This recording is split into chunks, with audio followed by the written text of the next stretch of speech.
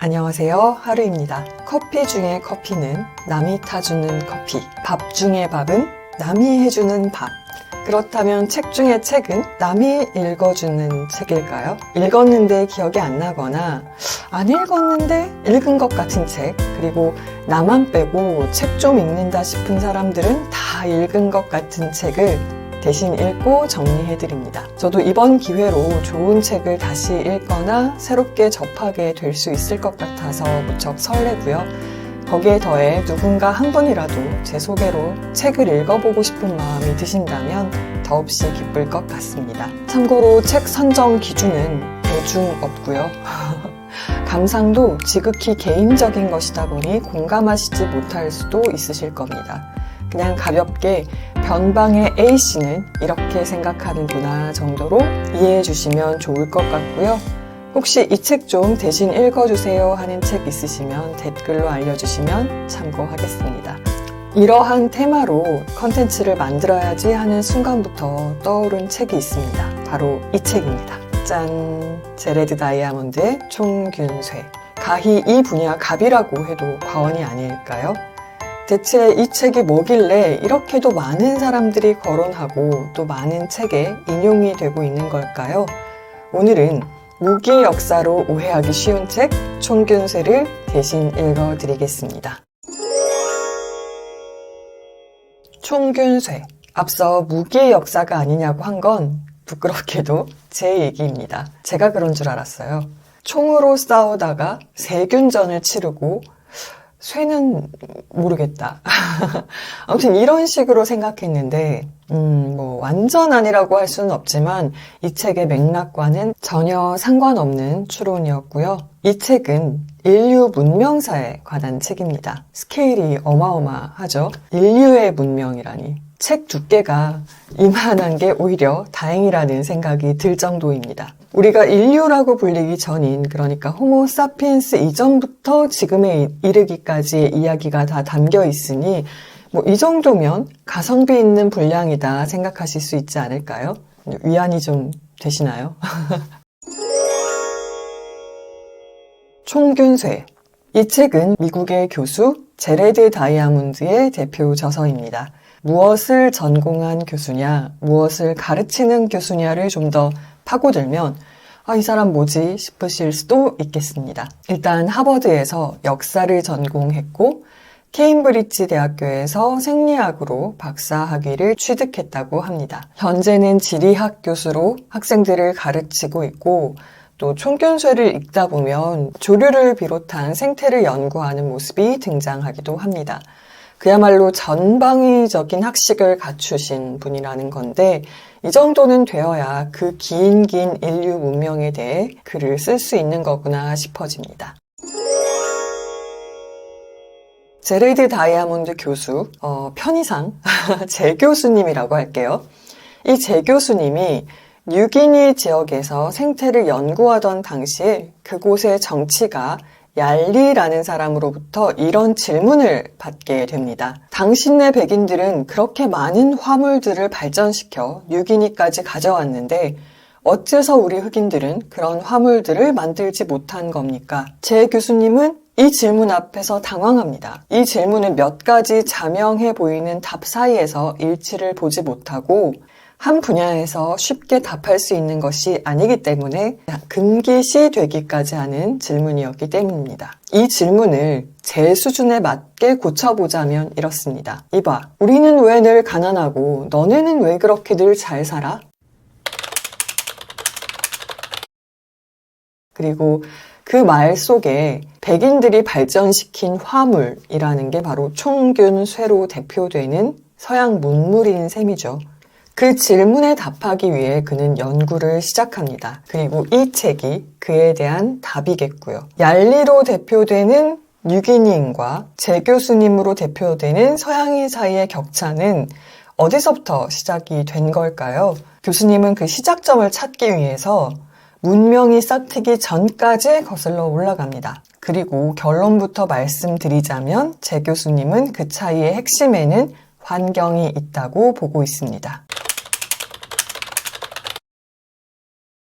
문명의 발상지라고 하는 이집트 문명, 메소포타미아 문명이 싹튼 지역, 그 책에서는 뭐 초승달 뭐 이렇게 지역이라고 나오는데 그 지역으로 가보면 거기가 문명의 발상지일 수밖에 없는 이유가 있다는 건데요. 수렵 생활을 하며 이동하던 원시 인류는 농경 생활을 시작하면서 정착하게 되었고 또 정착한 곳에서 야생의 동물을 가축화합니다. 작물화, 가축화, 그리고 대량 생산은 총균세가 발전하는데 필요한 선행 조건인 셈이죠. 그럼 왜 하필 그런 지역들에서 농경이 잘 이루어졌을까요? 교수님은 여기서 안나 까레니나 법칙을 이야기하십니다. 톨스토이의 소설 안나 까레니나에는 이런 구절이 나옵니다. 행복한 가정은 모두 엇비슷하고 불행한 가정은 불행한 이유가 제각기 다르다. 마찬가지로 작물화와 가축화에 성공한 동식물은 다 고만고만한 일정의 조건들을 갖추고 있지만 그렇지 못한 것들에는 제각각 구체적인 이유가 있다는 겁니다. 그런데 이것만으로는 얄리의 질문에 답이 되지는 못합니다. 이건 단지 시작점이 다르다는 것뿐이니까요. 늦더라도 뉴기니 같은 지역에서도 문명이 발생할 수는 있었을 테니까요. 그러면 문제는 뭐냐? 이 문명의 발상 이후, 그러니까 전파에 있습니다. 문명이 전파되는 방향을 보면 주로 횡으로 전파되는 걸 볼 수 있는데요. 위도가 비슷하고 생태도 비슷하고 그러면 생육 수준도 비슷하다. 이런 얘기입니다. 같은 맥락으로 북미의 것이 남미로, 북아프리카의 것이 남아프리카로 쉽게 전파되지 않은 이유도 여기에 있는 거죠. 또 한 대륙으로 쭉 연결이 되어 있는 게 문화의 전파에도 도움이 되겠죠. 그래서 유라시아 같은 경우에는 쭉 연결이 되어 있으니까 그 대륙을 타고 쭉 문화가 이동을 하고요. 그런데 뉴기니 같은 지역은 바다로 떨어져 있죠. 그런 지역은 문명이 전파되기가 어렵겠죠. 이것은 공교롭게도 유럽이 아프리카를 식민지로 삼을 수 있었던 이유가 되기도 합니다. 쳐들어가기도 쉽고 자기네 문명을 이식하기도 쉽고 뭐 그렇다는 거죠. 너무 간단한 요약이지만 최종 결론이 바로 여기에 있습니다. 책의 일부를 인용해 보자면 유럽이 아프리카를 식민지로 삼을 수 있었던 까닭은 백인 인종차별주의자들이 생각하는 것처럼 유럽과 아프리카인의 차이 때문이 아니었다. 그것은 지리적, 생물학적 우연, 특히 두 대륙의 면적, 축의 방향, 야생 동식물 등 때문이었다. 다시 말해서 아프리카와 유럽의 역사적 궤적이 달라진 것은 궁극적으로 부동산의 차이에서 비롯된 것이었다. 정리하자면 환경의 차이는 가축화, 작물화시킬 야생 동식물의 차이를 불러왔고 확산에 용이한 지리적 요건이나 인구 규모, 땅덩이 등이 더해져서 오늘날의 결과가 나타났다는 거죠. 네, 한마디로 부동산 때문이라는 겁니다. 그럼 이렇게 운명적으로 유라시아는 언제나 날로 문명이 발전해 나가고 그곳과 교류가 어렵고 환경이 척박한 지역은 늘 정체되어 있는 걸까요? 그건 또 아닙니다. 어떤 요소든 장점으로 작용하는 건 단점으로도 작용할 수 있다는 걸 우리는 알고 있죠. 이런 내용이 있습니다. 어떤 요인은 기술을 받아들이는데 매우 유리하지만 그것은 도리어 자연 도태의 위기를 불러오기도 한다. 예컨대 개량된 한 종의 작물이 많은 생산량을 내니까 그 작물을 전 대륙에 심어서 기른다는 건 대량 생산이라는 장점이 있습니다만 반대로 그거 하나만 기르다가 낙후될 수도 있고 또 다른 작물을 받아들일 필요가 없는 환경을 만들면서 결국 고갈되고 스스로 파괴되는 이른바 생태적 자살을 불러올 수도 있습니다. 또한 문명적으로 보자면 중앙집권적인 구조, 문화적 특이성, 개인적 특이성 등도 문명의 향배를 예측할 수 없게 만든다고 합니다. 중앙집권적 구조와 관련하여서는 중국의 경우에 한 번 결정이 내려지면 중국 전역에 그 결정이 영향을 미치고 이는 돌이킬 수 없게 된다는 예시를 들고 있는데요. 이게 문명의 발전에 저해가 된다는 겁니다. 반대의 예시로 콜럼버스가 대항해를 시작할 수 있었던 것은 유럽이 분열되어 있었고 수백 명의 군주 가운데서 한 군주라도 설득하면 성공할 수 있었기 때문이라는 예시를 듭니다.